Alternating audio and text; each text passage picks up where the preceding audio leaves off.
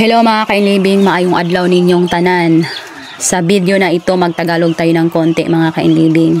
Pasensya na kayo kung hingalin tayo dahil taas-taas ang ating voice over. Meron kasi nagtanong sa akin dito mga kainlibing tungkol sa ganitong business o negosyo.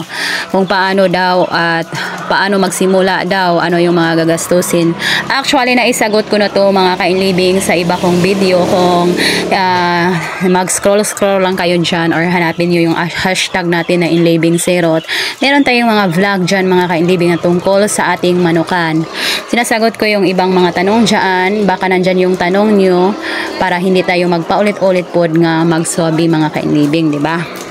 Ang pinakauna talaga dito mga kainlibing sa ganitong business is dapat dili madikit sa mga kapitbahay ang iyong area. Pagkatapos mga kainlibing is ikaw nang bahala kung magkano gagastusin sa building mo. Pwedeng maganda ang iyong building, pwede ding hindi masyadong maganda mga kainlibing. So kung hindi masyadong maganda, mas mura ang iyong magagastos. Kapag maganda naman, mahal-mahal yun ang imong magasto. So sa cage naman mga kainlibing, depende po di mo kung DIY ang imong gamiton. Kung meron naman na marunong gumawa dyan ng DIY, katulad ditong sa amin, DIY lang to mga kainlibing. So mas mura po talaga ang DIY. Mapamahal ka lang sa mga gagastusin ng kahoy, sang mga pako o ano-ano pa, mga pagtrabaho sa mga panday, ganyan mga kainlibing. Pag sa cage naman diretso ang iyong bibilhin, mahal siya mga kainlibing pero wala nang magpanday-panday, di ba?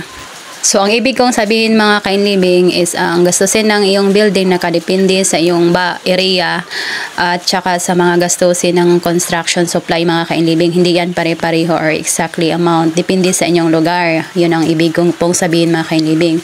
So ngayon dito naman tayo sa mga manok. Ang gagastusin po ng mga manok, katulad dito sa amin, dito lang kami bumili sa Negros Oriental, nasa 490 po ang isa. O syempre, mamasahe ka pa kasi pinick up namin to. So, basta gagastos ka talaga ng bawat isa sa manok, 490 ang buok. Ikaw na ibahala niyan kung paano mo ipa-deliver sa inyo. Meron yan dagdag. Depende din sa inyong area mga kainlibing kung magkano ang isa dyan sa inyong area kasi bawat lugar, iba-iba po ang presyo.